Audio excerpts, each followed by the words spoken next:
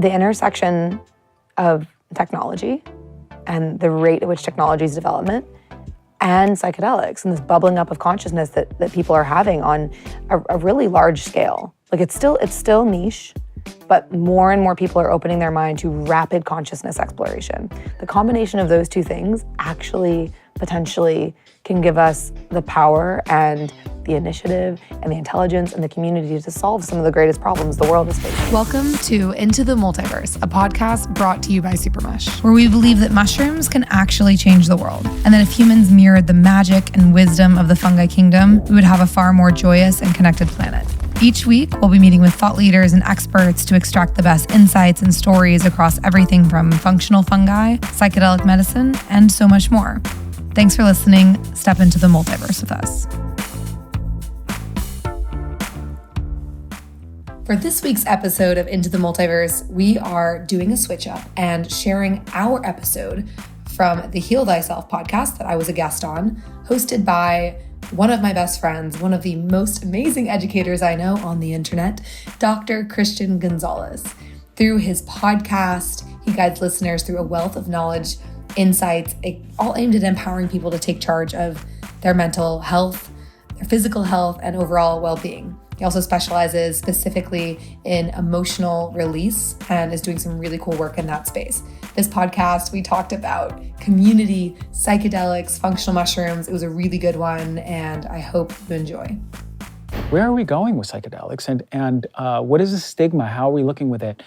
Yeah, so it's my favorite thing to talk about, and I think to kind of give the context to the answer to this, a lot of what we talk about with everything we're doing is me, my team, my co-founder, really feel like there's not a single problem that the world is facing that mushrooms don't have the ability to solve, and psychedelics are included in that holistic ecosystem. And what we mean by that is if you look at the landscape of what is happening with fungi, mushrooms, psilocybin, functional mushrooms, mycelium, there's so much going on in the world right now. Like mycelium, which is the underground root structure of mushrooms, is being used as alternatives to leather and packing materials. Mushrooms can reverse environmental damage out of the air. Psilocybin, which is a psychoactive part of magic mushrooms, which we're both very familiar with, can be monumental for mental health. And it's being used in clinical trials all across the country. And then we have functional mushrooms popping up in beverages and supplements all over the world. And a lot of this too, what's funny about it is functional mushrooms and psychedelics have been used for thousands of years. Our Western world is having this wake up moment to them right now. And so, what's happening in legislation is actually quite funny to a lot of these indigenous tribes that have been using these these medicines for thousands and thousands of years. That's why it's called decriminalize nature. A lot of these acts, we're decriminalizing nature, plants and fungi. So anyway, that was just kind of an overall pulse on what's happening in the mushroom space, and more specifically in psychedelics. It is the most unique time in history for psychedelics. And obviously, there was this war on drugs that happened in the 60s. A lot of people have a misconception that psychedelics kind of originated in the 60s, which is really funny.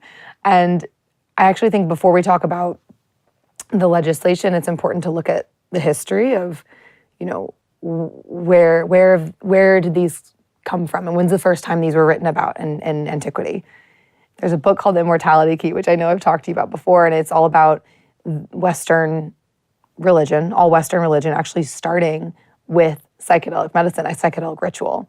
And so if you look in all of these chalices and cups in ancient Greece and Rome, you can find remains of ergo-infused barley in the bottom of these cups, aka psychedelic beer that was a part of these original sacraments in all Western religion. So that's important context for people that are looking at the legislation right now, because, this has been vital for so much of our development. And then what happened was we made psychedelics illegal for various reasons, which most people know about if they're listening to your podcast. But what's happening right now in the space is we're having this third wave resurgence of the psychedelic renaissance. And psilocybin specifically is being decriminalized locally all across the country and legalized in certain jurisdictions.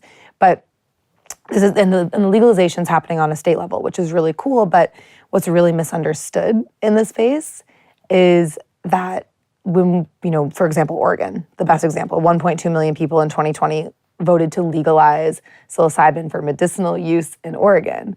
And that's amazing because it shows the traction for the space. However, it's only for these larger consciousness altering macro doses, so to speak, at a service center. So to actually be able to experience this, you will have to go in Oregon to start, and other states will inevitably follow, go in and have a guided, facilitated experience with psilocybin. And that's incredible, but a lot of people, that are familiar with the consumer market of psilocybin and the black market are like, oh, well, when these chocolate bars are going to be legalized or these microdoses, and there's actually no current pathway for a dispensary type model for recreational or, what we like to call, wellness supplemental use of psilocybin. And so part of what I've become increasingly passionate about is I thought that a lot of people were working on this to help also legalize microdosing, which has made a monumental impact on my personal health. Hundreds of people that I know and we know in our community, without a doubt, it has been astronomical for not only clinical issues, but also non-clinical issues like flow, creativity, focus, athletic performance, so overall enhancement of human optimization. Really long-winded answer of saying things are happening and there's all these other organizations that are popping up to help support microdosing legalization. Mm-hmm. We started a nonprofit around this exact topic to try to gather people, but it's really exciting. And I think, where the future is going of psychedelic legalization is ideally, as it continues, we will have decriminalized psilocybin and other psychedelics all across the country and legalized for macrodoses, and then also some sort of model for microdosing psilocybin. Mm-hmm. Which has been very helpful, particularly for me. But when it comes to microdosing, what is it? What's the difference between the macrodose for those of us who are in the dark for this? Yeah, so there's different descriptions of it, but the best one that I've heard is, and there's an incredible company called Third Wave. My friend Paul Austin, who started this nonprofit with us, has a company called the Third Wave, and it is like the best microdosing research site out there. Microdosing is a subperceptual amount of psilocybin or another psychedelic, and the intention behind microdosing is you're not supposed to feel it. So whereas, if you take a hero dose of mushrooms, you should not drive. You are definitely in a hallucinogenic, altered state. Microdosing, it's more about what you don't feel rather than what you do. Mm. And it's incredible for people I take it to work. People have reported incredible athletic performance enhancements. Mm-hmm. And the difference between, microdosing and macrodosing is really just in that, the dosing of it. Mm. And, if you feel it and you start to experience hallucinogenic effects, you've taken too much. You've gone over and you've taken too much, mm-hmm. and you shouldn't be able to feel the microdose. Yeah. Let me tell you, I spoke to a football player, and he said, you'd be surprised by how many players in the NFL microdose before football games. And he goes, actually, he said the large majority of NFLers microdose. That's incredible. Isn't that crazy? And what they're doing, so, a lot of athletes, and I have a friend that's an incredible athlete in a similar realm. If you combine psilocybin, psychoactive part of magic mushrooms, with like a cordyceps and a lion's mane, functional mushrooms are equally as powerful. Yeah. And when you combine those two, what it does, lion's mane in and of itself creates neurogenesis in the brain. Mm-hmm. And then combine it with psilocybin, which creates this slight neuroplasticity in the brain. You're forming new neural pathways in your brain that have never been used before. And so it's like this slight neuroplasticity that's actually enabling you to think differently and behave differently while you're in your life, mm-hmm. which is the vital difference, I think, between these macro doses, which are so powerful, but you are in the cosmos sometimes, so to speak. Like no one can play a football game, unless, if someone has, like, congratulations, that seems like a feat. Yeah. But, and I think what's also important about what you're noting here is with the amount of people that are utilizing these tools, which they're tools, right? Like they're just like sauna, cold plunge, nutrition, fitness. Like it is a tool that can help you enhance your overall well-being. Mm-hmm. And people are coming out of the closet, so to speak, the psychedelic closet, to share about and normalize their experience, which is so important because that's how you actually shift culture. One thing that sticks with me is decriminalizing nature. I was like, when did nature ever become a criminal? When did nature become a criminal? Yeah. It's just wild, and for the reasons why it became criminalized in early on in the 60s, right? And it's just, for me, it's like, if there's so much therapeutic value, and we know that the safety, I'll go out and say this right now, mushrooms, when I talk about psychedelic mushrooms, are exponentially more safe than alcohol. And guess what? We drink alcohol all the time. We consume alcohol all the time.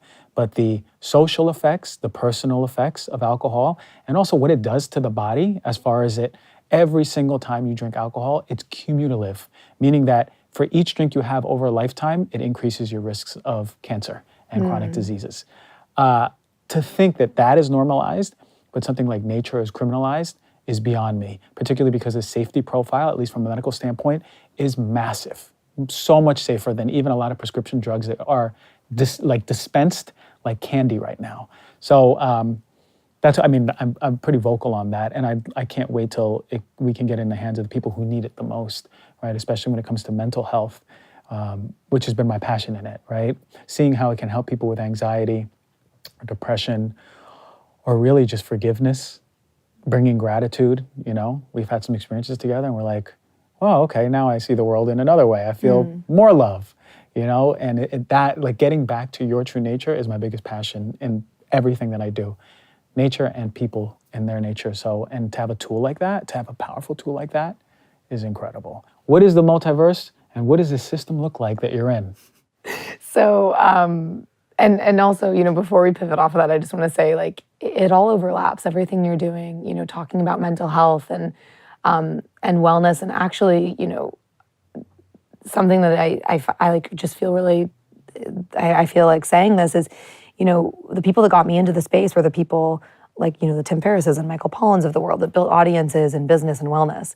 And then they started talking about and funding the psychedelic space, but they built their audiences in these totally separate worlds and built a reputation and validity from these people. And in a very similar way, like, people originally started following your content for totally different reasons, right? But then you've educated, and this audience has grown with you as you've grown as a person. And now when you're coming out and sharing your experiences and your passion for psychedelics, like, that is going to change so many people's perspective because they resonate with your avatar and they've built trust in you. So it's so important. So I just wanted to say that before we pivot off. And as far as like what we're actually doing, there's a few different things. So the umbrella company is called Into the Multiverse. And, we like to describe it as an ecosystem for all things mushrooms. So the first thing that we created was the Multiverse, which is a marketplace for functional mushroom products, so like a Thrive Market or an Erewhon, my favorite store, a curated Erewhon just for mushrooms, where we have products like protein powder, supplements, everything from tinctures to protein bars to jerkies to capsules that have functional mushrooms, so like the chagas, the lion's mane, the turkey tails of the world, as a primary or secondary ingredient, all fruiting body mushrooms, which is something I know you've talked to Danielle about previously. Very important. You guys make sure that you audit everything that comes on. You make sure nothing gets on that site that isn't like top quality. Yeah, so we look at all of the products, we look at the brand and look at the transparency behind the company. And so when people are shopping, like, there's so much you could say about this, but the cliff notes are, if you're looking for supplements specifically, fruiting body extracts, high extract ratios, ideally, like, a 10-to-1, 20-to-1, fruiting body extracts. If it lists the beta glucans on the supplement label, even better. You don't want to be looking for anything that has myceliated biomass, which is often grown on the mycelium, which is, they're not often removed correctly, so you sometimes can get filler in your product. That's a whole rabbit hole to go down, but we vet all the products on the Multiverse, and in parallel with creating this marketplace, which we have, I think we have around 350 products, like unique products right now, and around 60 brands, so it's growing. We also launched our own brand called Supermush, which you're wearing a Supermush piece of merch right now. Listen, for everyone watching on YouTube, this is the swaggiest sweatshirt I ever worn on Heal Thyself. It's got a psilocybin guy with his legs, blue mushroom guy running, and then it's got this tie-dyed but it's like, this is like a retro disco vibe, retro hippie disco vibe. Man, listen, I'm gonna show everyone on YouTube right now. Look at this. This is the swag right here. So go on, yeah, you have your Supermush. What is it? So we created Supermush, and it's inspired by the 60s and 70s, right? Like even though it's a fully legal functional mushroom brand, it's inspired by the culture and the music and the era of the 60s and 70s, which, you know, where psychedelics really made their splash for the first time in modern, you know, in our culture. And we wanted to create something that made mushrooms sexy, so to speak. Like that's how we describe the brand, but also create products that helped people consume mushrooms without having them taste like shit. And it kind of bridged the gap between people who are mushroom curious, and they want to start incorporating mushrooms into their daily life, but it doesn't feel approachable to them. So our first product line is mushroom mouth sprays. And the reason why we created this is a few different reasons. One is mouth sprays are actually the most effective way to get supplements into your system. Because when you spray something, it goes directly into your cheek mucosal layer and your lungs through this process called buccal absorption. So it's like a tincture 2.0. So you feel it almost immediately. So we have 3 mouth sprays that we launched, Energy, Immunity, and Chill. And each one has different mushrooms and complementary superfoods and herbs in them. And they're amazing. They taste so good. And they help you incorporate mushrooms into your daily life, which, you know, just to circle back on that, the reason why we say daily, and you know this as well, I know you consume mushrooms almost daily, if not daily. Humans evolved eating mushrooms. You know, and so much of everything we're talking about here is like the history of mushrooms. So it's actually like, how can we go backwards, right, to go forwards? And during some of the most vital periods of human development, for thousands and thousands of years of human evolution, humans were consuming mushrooms, both functional mushrooms, and then depending on what theories you believe in, the stoned ape theory, also psilocybin mushrooms, which can explain this massive growth in human brain development over a short period of time that's unexplainable any other way. Like fossilized humans are found with reishi mushrooms, with all sorts of functional mushrooms. And in order to help people in our modern world consume them daily, we created these mouth sprays. We'll continue to create other products. We have a few others in the works right now to help them incorporate them into their life while they taste really good. And they're high doses of these functional mushrooms as well. So you really feel them. We also created a whole merch line with Supermush. So like we really focused on creating a lifestyle brand. Community is a huge part of everything that we're doing, events. And then the third, you know, and we have 4 pieces, but the third main piece is this media arm of the brand where we do dinner series around the future of psychedelic wellness, bringing together thought leaders in the space to figure out how to move it forward, which we're really passionate about. Same conversations as the ones we're having now of like, what can we do to help bring psychedelics to market responsibly and make them more accessible. So we also have a podcast, Into the Multiverse, which you've been on. Great one. I was so fun. It was like being able to talk candidly about what mushrooms mean to me in the world was really, you know, that was an excellent podcast, and I had so much fun on it. But I mean, I think that what you're doing and the different arms are really covering so many bases of not only making functional mushrooms cool, right, and applicable, and something that we can really get our hands on, that it's easy to introduce us to it, but also the media arm teaching us. The videos that you guys do are like so like well done and artsy and hip, and it's like draws me in, right? I always think, how would I react if I didn't know you? And I'm like, oh, I would think this is the coolest brand, right? You throw us a like. Yeah, I throw you guys a like. So, but it's done in a responsible way to bring in really the power of what functional mushrooms, and then hopefully at some point psychedelic mushrooms can do for all of us. And you know, you guys are poised to do some incredible things with that. Thank you. I mean, it's so much fun, and the reason why it's so, like every day when I wake up, and I think about this a lot.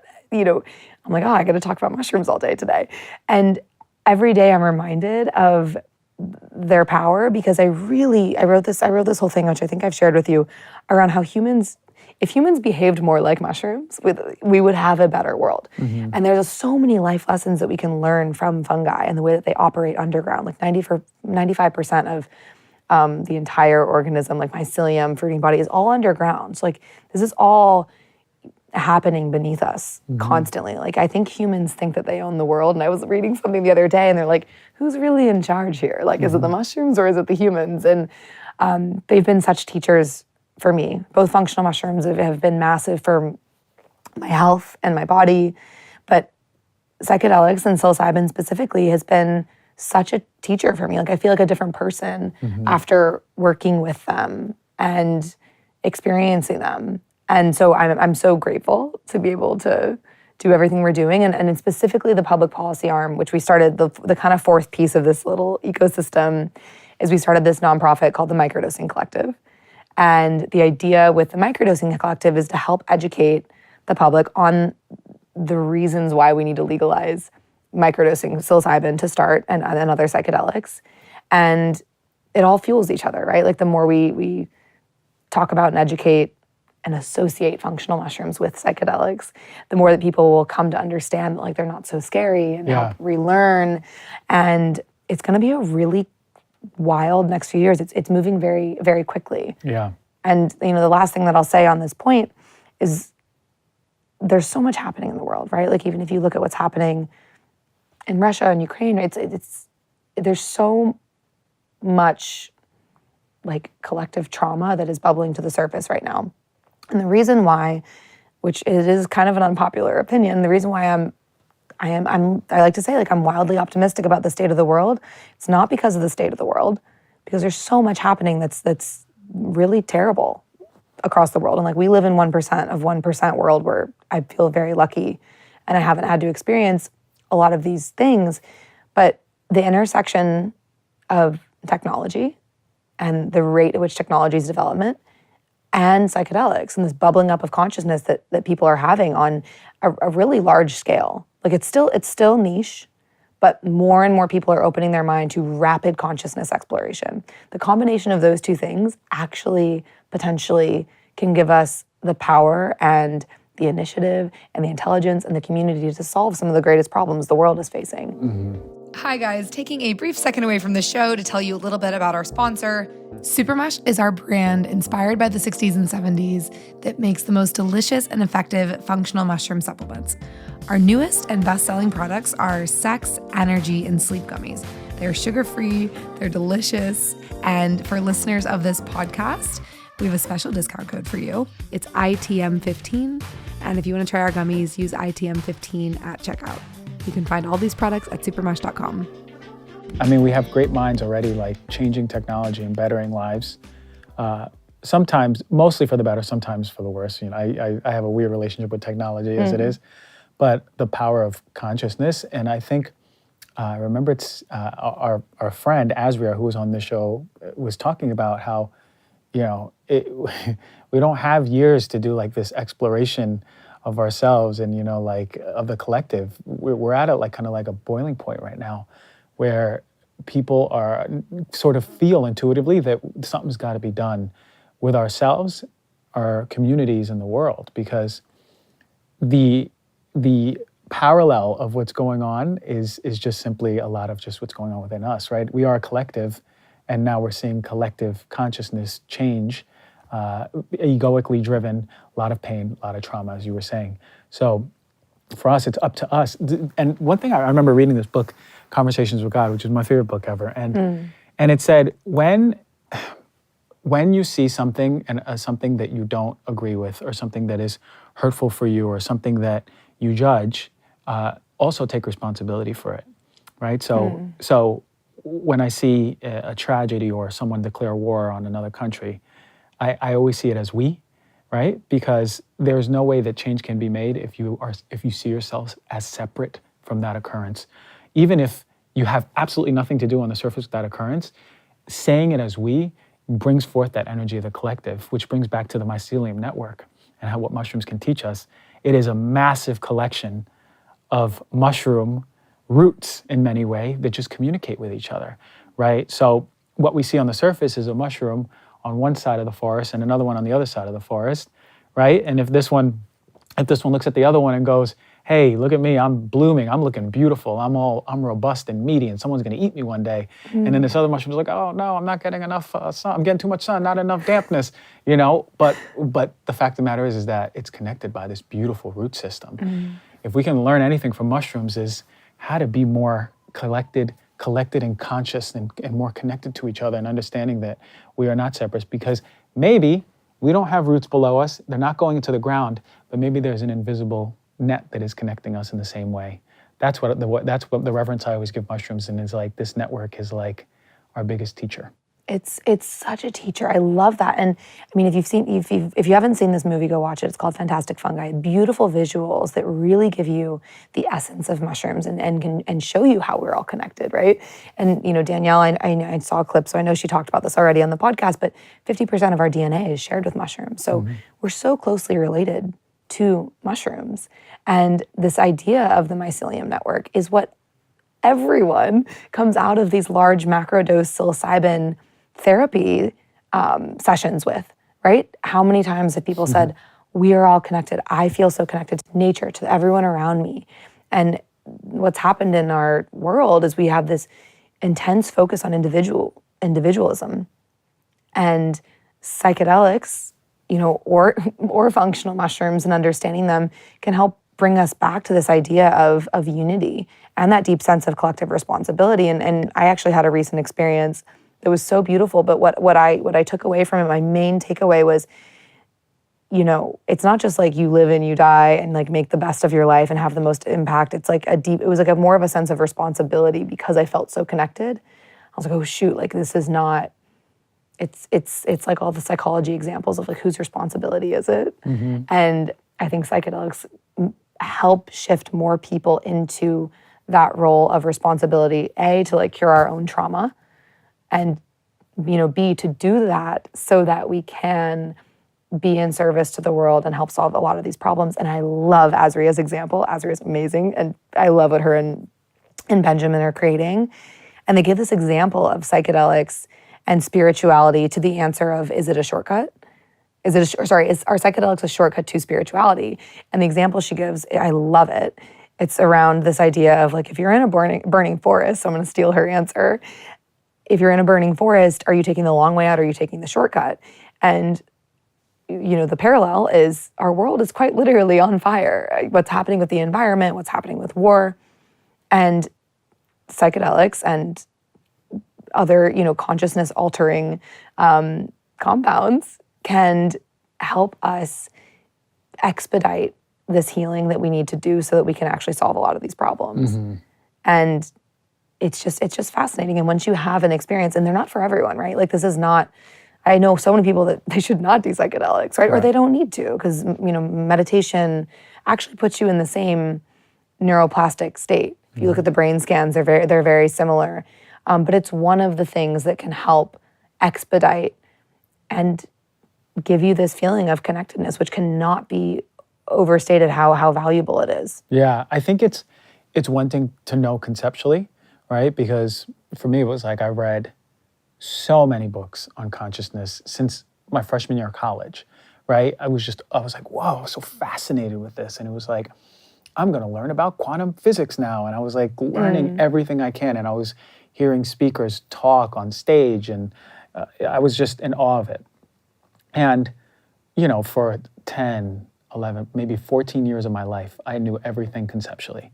You put me on a stage, I can preach all about spirituality and consciousness.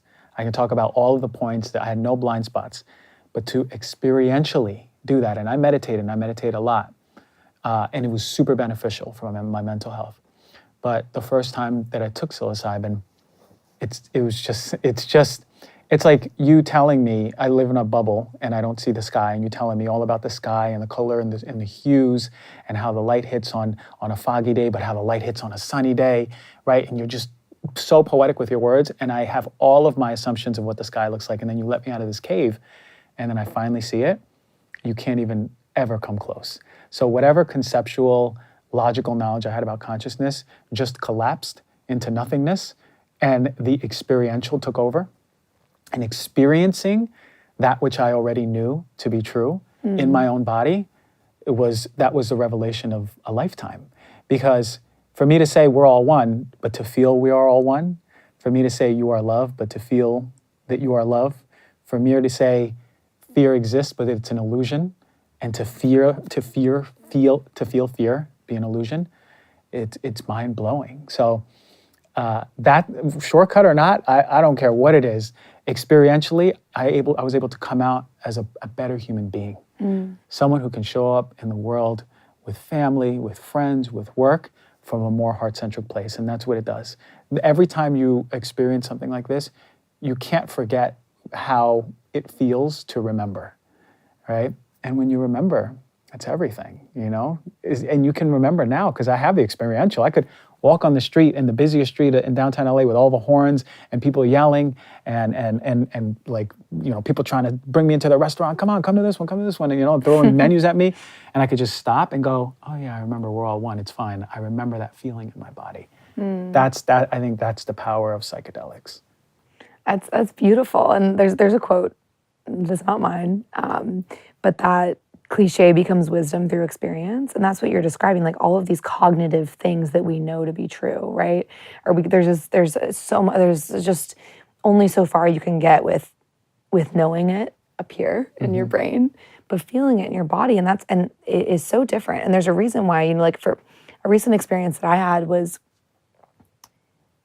realizing that to go into feeling, right, like to actually go into emotion and go into, you know, trauma, and there's such a range of trauma, right? Like the big T traumas and little T traumas, and to go in and experience that and actually find in your body where that is being stored and to release it is such an experience that you feel different after. Like your body feels different, right? So it's like this I love what you said about remembering, because the best description I've actually heard of psychedelics, and what gives a lot of people anxiety, I'm jumping around here, but I just had a thought, you know, what gives a lot of people anxiety when they wake up is not being enough, right? Like, or wanting to get these external things that are outside of ourselves. And it's kind of what you were talking about before. It's like the billionaire, that's classic example, doesn't have anyone to invite on the yacht, wish they prioritized community on the way to their path.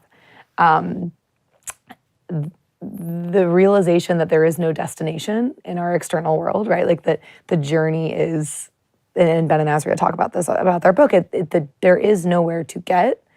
And having those experiences where you can go into your trauma and address it and deal with it, and it can move through your body, whether it's through like some sort of a purge or just the awareness around it, can help you have this observer effect in your life where you really can start to be in this dance and like learn to love your life more. Yeah.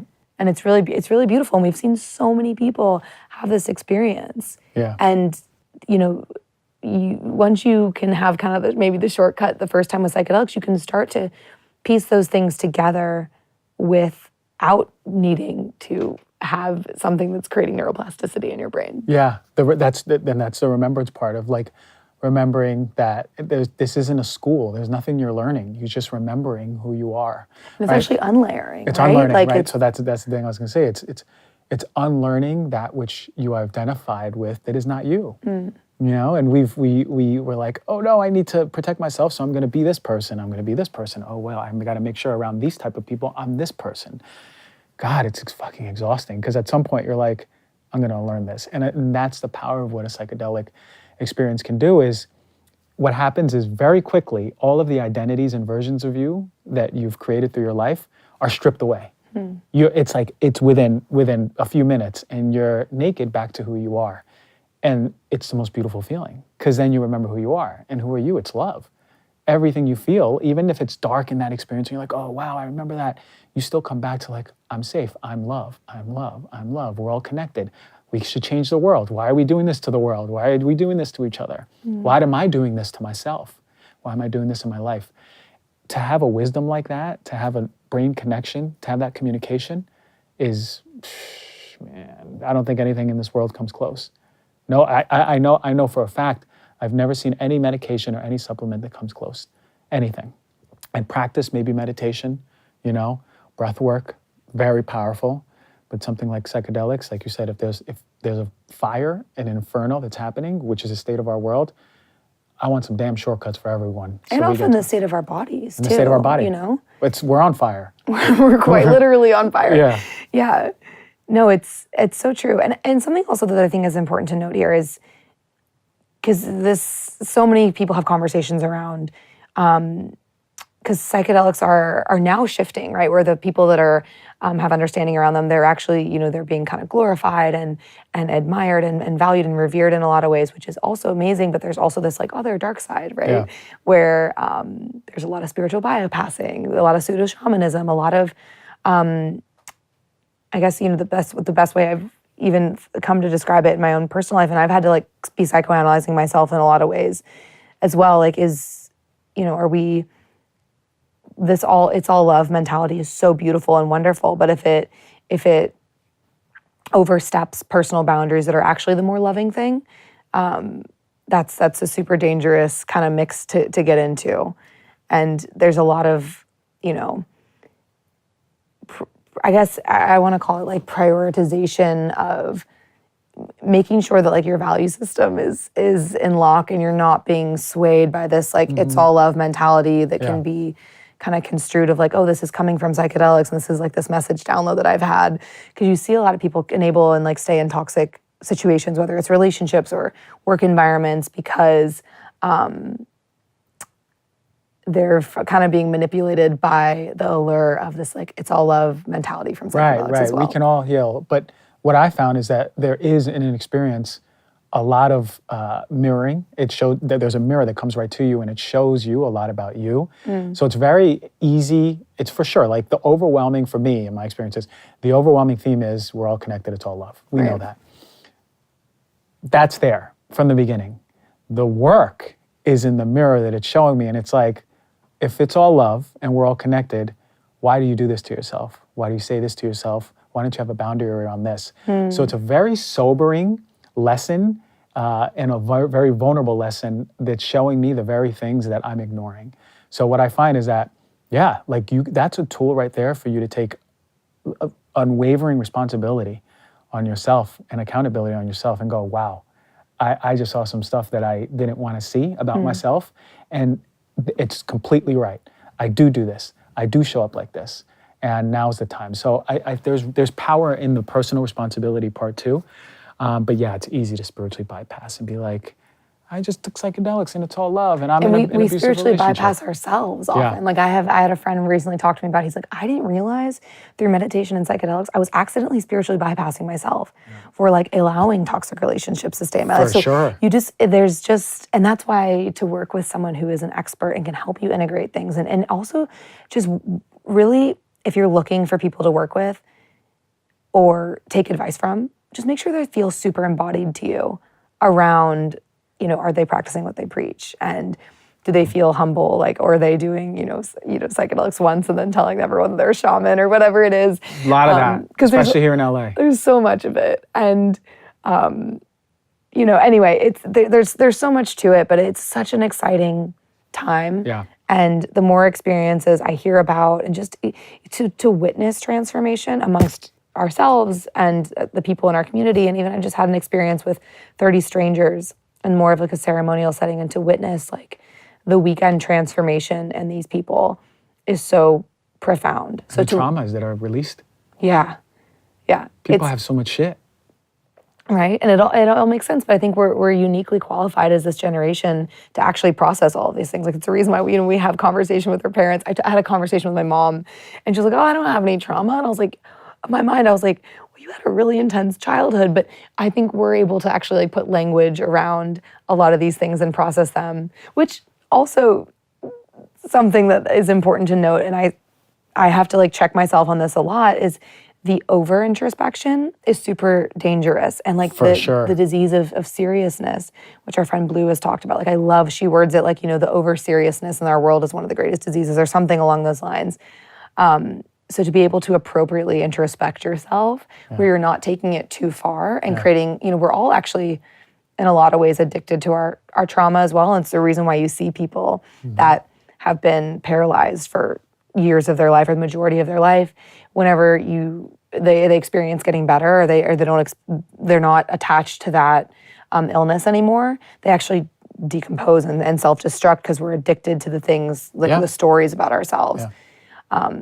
So it's all this dance of like appropriate introspection, and then like the work never ends. Exactly what you're saying, It'll never end, but it's very easy to be so introspective that you are attracting more reasons to be introspective. Absolutely. And it's just the energy that you're doing. And it's like, what's exhausting to me? Someone who's always doing the work too. Right. That's exhausting. Like, okay, do the work, but then like, let's like laugh and be goofy together too. Right. And be like, oh, this is kind of a play and display of objects, and this is the play, and we're just characters, and we're able to enjoy and flow through it too. So I want, before we close out, if you're comfortable, I would love to share, for you to share the story about your mom and what the experience you had with your mom. Was it your mom and dad, or just your mom? Mom, dad, sister. Mom, dad, yeah. were your family, Yeah. and psychedelics. Yeah, it's one of my favorite things to share, and the reason is because it paints a really good picture and a good case study of like of just the vitalness, and you cannot overlook how much importance education and research and taking the time to really understand what is happening before you have an experience can play, and the process of changing someone's mind even just through education. And the example that I want to give along these lines, which I thought about recently, is, this is kind of a stretch, but it comes back to the point. So human sexuality, right, like is really misunderstood. And a lot of people don't understand that, Plato, Aristotle, Socrates, a lot of the ancient philosophers that we derive so much of modern conservative democracy from actually started with, Plato and Aristotle, who were writing 80%, depending on which studies you look at, 80% of their writings were written about their sexual relationships with little boys, because that's how sexuality was in antiquity. Before the establishment of religion, people were, there was no heterosexuality, homosexuality. And the lack of connecting the dots on those two things, I think, is what has led to a lot of the judgment and stereotypes and labels on modern sexuality that has forced people into bubbles and created so much trauma for people that are not able to express themselves freely through sexuality. And I think if more people were to understand the origin of sexuality and how it came up in antiquity and how humans used to behave and how they're, operating along the same belief systems through people that used to, write 80% of their work about their sexual relationships with same sex, it would be a totally different understanding. And there's this parallel, I think, to psychedelics. And if more people were to understand the origin, to read the Immortality Key and understand that most modern Western religions, including Christianity, arguably started with psychedelic sacrament, it would be a totally different story, right? Or if, Michael Pollan wrote this book, How to Change Your Mind, where he details and elevates psychedelics because of his own personal experience. And so my mom, it's a long-winded context of explaining my mom, when I was first starting to talk about and get into this space, there was like, so that classic judgment, right? Of, she thinks weed was the devil, had a bad experience in college. And the process of her unlearning and then relearning and changing her mind through education alone prepared her over a 2-year period to have a psychedelic experience. And it was so beautiful because I witnessed the unlearning from just the reading and the podcasts and the books and all of these things, which we went on this journey together, and it was so beautiful. And then her actually having an experience where, it was like the classic, most beautiful psychedelic psilocybin experience ever. She saw Jesus, he gave her a hug. Mm-hmm. She felt more love and connection she ever has in her life. And I have actually seen so much change in her, and she self-reports this. And every time I talk to her on the phone, almost, she's like, I can't believe I would have died never having that experience. That didn't happen overnight. So don't just go give your mom mushrooms at all.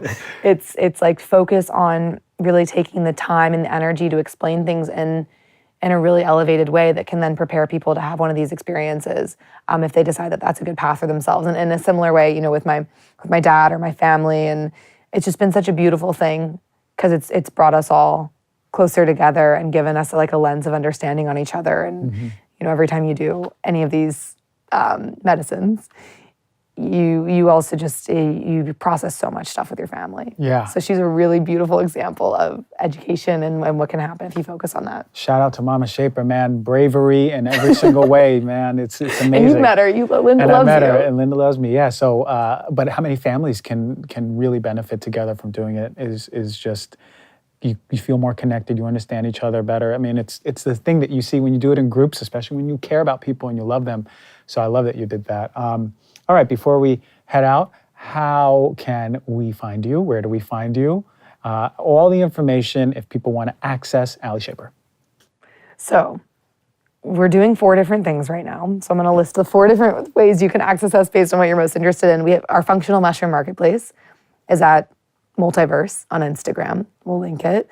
And then we have our functional mushroom brand, Supermush, where we have merch and mouth sprays and a lot of really fun content. We have some TikToks of the infamous Dr. G. Oh, I had so much fun. A lot of good content there. So if you go to Supermush on Instagram, you can find all of our stuff and supermush.com as well. And then we have our media arm called Into the Multiverse, where we have our podcast, our dinner series, a lot of like recap videos, psychedelic news legalization as well, or psychedelic legalization news. So Into the Multiverse on Instagram. And then if you go to microdosingcollective.org, that's our nonprofit. So if you're interested in microdosing, if you are looking to get involved in any sort of public policy initiatives, check out microdosingcollective.org. We have a manifesto for people to sign. And so that's the super early stages, but we'll have a lot more stuff coming with that. And then my personal Instagram is Alli Schaper, and I'm really active on Instagram. I'm always around, so if anyone wants to reach out, talk to me about mushrooms, talk to me about psychedelics, we'd love to chat. And she will chat with you, and she'll be open, and she'll give you all the heart-centric answers you'll ever hear. And if you don't find her in any of those, you find her on my stories of us dancing at some sort of weird party that we go to, or frolicking in the woods. Or getting my phone out of the sewer. Or getting your phone out of the sewer, which I helped you out with the other day. So it's true friendship. Thank you, Alli. It's been 160 plus shows, and you're finally on. What a blessing. I'm so happy, and thank you so much. I love you. Thank you so much for having me. Thanks for diving into the multiverse with us. If you're interested in being a featured guest on the show, sponsorship, partnership, or you're just mushroom curious, we're always looking to expand our mycelium network. Be sure to follow us on Instagram at Into the Multiverse, where you can find clips from this podcast, psychedelic legalization news, events that we're doing, and so much more. We've also created our own in-house consumer lifestyle brand called Supermush. We make mushroom mouth sprays. We make a whole line of mushroom streetwear. You can find it on Instagram at Supermush or online at supermush.com. We'll see you next week. Much love.